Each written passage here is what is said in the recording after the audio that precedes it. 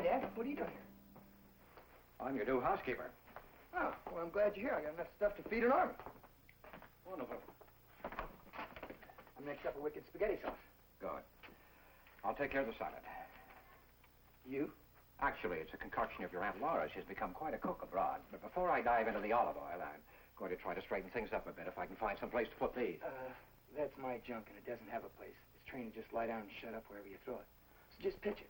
Well, I'll find some place to put it. I won't let you make the salad dressing. Pitch it.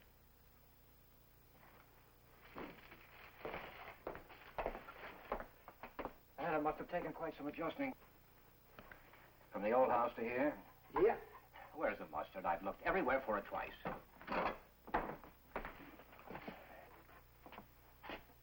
The dry mustard. I also need some tarragon and basil, none of which you have, of course. Well, we've got some ready-made stuff in here.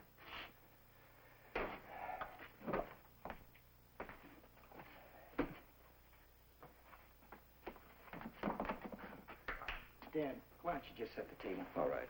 Knives and forks and napkins. Right here.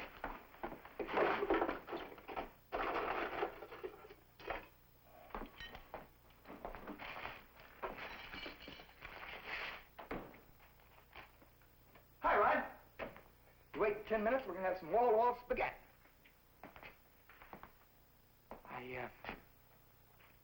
I just came from the hospital. There's no change.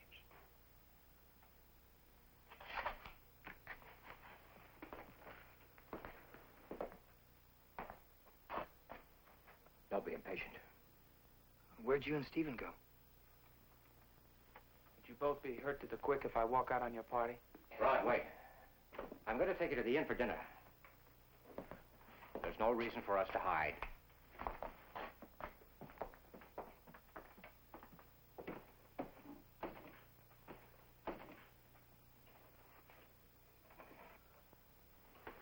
Come on. It's called a united front.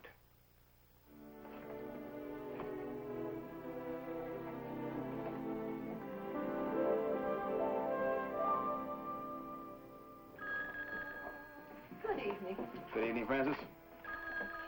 Excuse me, Mr. Ford. Mm-hmm. Yes? Yes, certainly, I think so. Get a reputation, Doctor. For what? Sitting alone with Demon Rum as your only companion. Well, save me. Thank you, Doctor, but we already have a table. And you look like you stand a stiff dose of solitude. Dr. Ross will think you're rude, Stephen. Yeah, if I didn't know Betty worked at the hospital, I'd say she was looking for some free medical advice. Did you get your message? They were paging me just a minute ago. Oh, check it out. Only be a minute. Well, can I get you a drink? No, thanks. Stephen's afraid I'm going to embarrass you. Are you? Maybe. Well, that's what good friends are for, isn't it? You've certainly managed to collect an odd variety. Betty, look, this isn't the hospital. You don't have to be so diplomatic. You have something to say it. Stella Chenak. Next topic. You sound like Stephen. I ask and he avoids. Maybe you asked the wrong questions. Oh, I don't think so. All I want to know is why she did it. Probably because she thought she had to. Lie? Well, I've been sitting here for over an hour trying to find out the answer to that myself. And I haven't come up with one yet. But you were there and you saw Rod. Yes, after he had talked to Stella. And he was foaming at the mouth, shouting that he was going to kill her brother. Well, no, but there are a lot of ways to threaten someone. Do you believe her? I don't know. I wasn't there. I don't know what they were talking about or how they were talking. All I know is when I got there, Rodney was just leaving. I don't even know how long he had been there. Didn't answer my question. Well, maybe that's because there isn't any answer.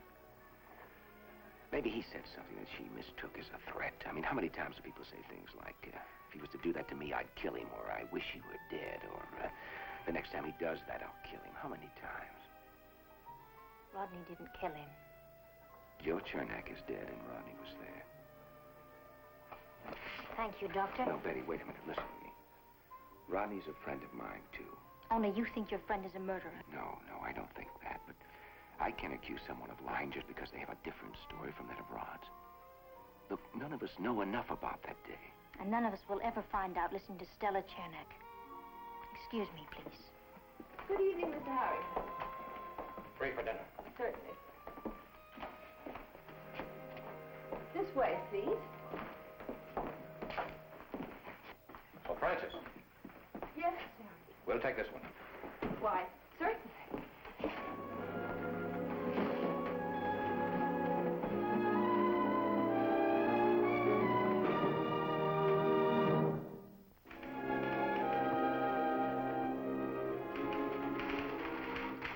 Have you finished with it?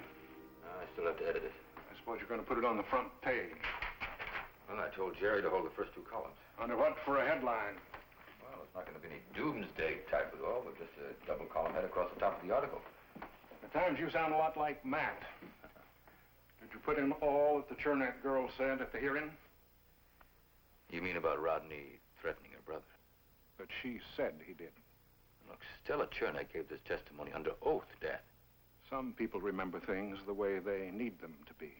Well, if you're talking about Gus Chernak, I'd be inclined to agree with you. Are you saying you think that Rodney threatened to kill that boy?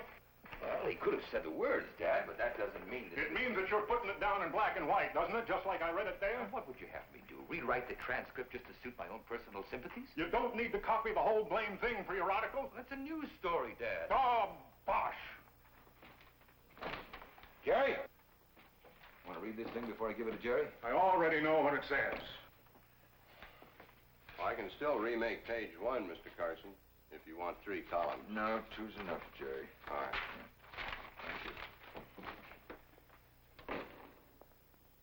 Look, Dad, what I was trying to say before was that even if Rodney said these things, I don't think he meant them literally, not for a minute. You told me yourself the boy jumped to his feet and called her a liar. Now, who are you going to believe, Rodney or Stella Chernak? Rodney will have a chance to tell his side of the story at the trial. Yes, at the trial.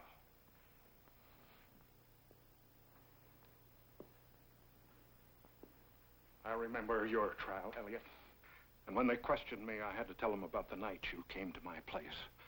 The night you found out about the good friends your wife kept company with while you were away fighting the war. And I had to repeat it all over again. All the words you spoke in hate and anger. About how Elizabeth didn't deserve to live.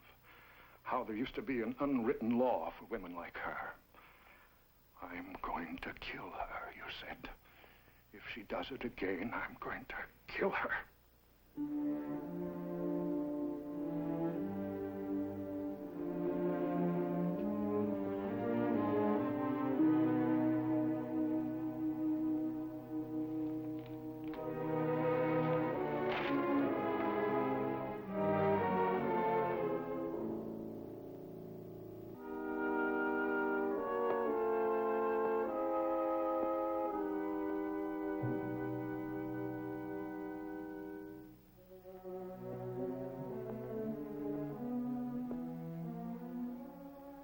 Why don't you come on home with me and have some dinner?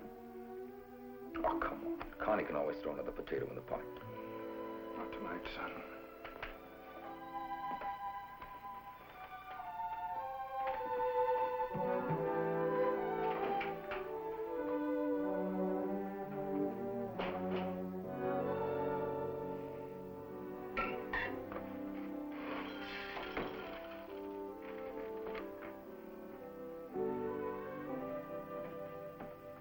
Hi. Oh, hi yourself. I suppose you've already been told about the hearing. Yes. I brought home a copy of the transcript. You want to look at it? It's out in the hall. No, not right now. I have something I want to tell you. About Allison? No, it's not about Allison.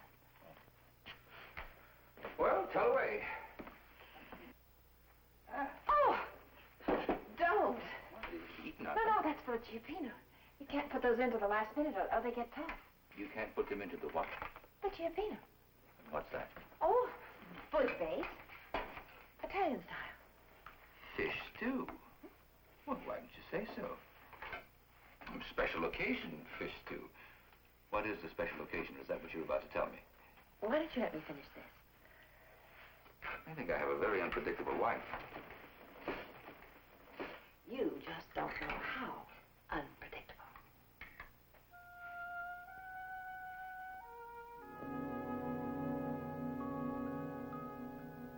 Elliot, what would you say if I told you that we were going to have a baby.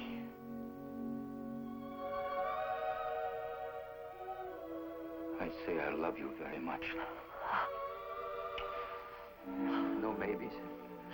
Oh, I wanted to tell you sooner so we could be sharing it. Why didn't you?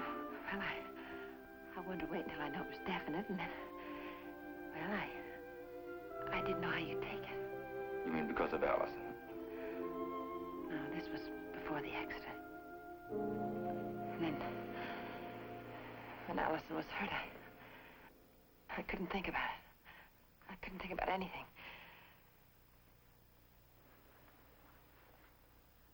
Life goes on. Whether we ignore it or not, life goes on. And when a new life comes into this world, it should be welcomed joyfully.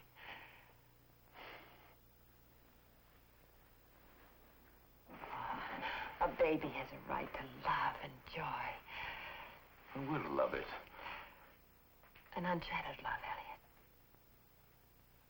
If something happens to Allison, it'll be our tragedy. We can't let it take anything away from this baby. We won't. You know, the longer I know you, the less I think I do. You said you didn't know how I'd feel about the baby. Well, I remembered your saying about wanting to travel and places we'd go together, things we'd see. I didn't want you to feel tied down. Don't you know that babies are the most portable kind of baggage? You can just pick them up and carry them anywhere. I'm going to be in right at the beginning of this one, right from the first bellow. Well, we'd better eat so we can get to the hospital. Connie.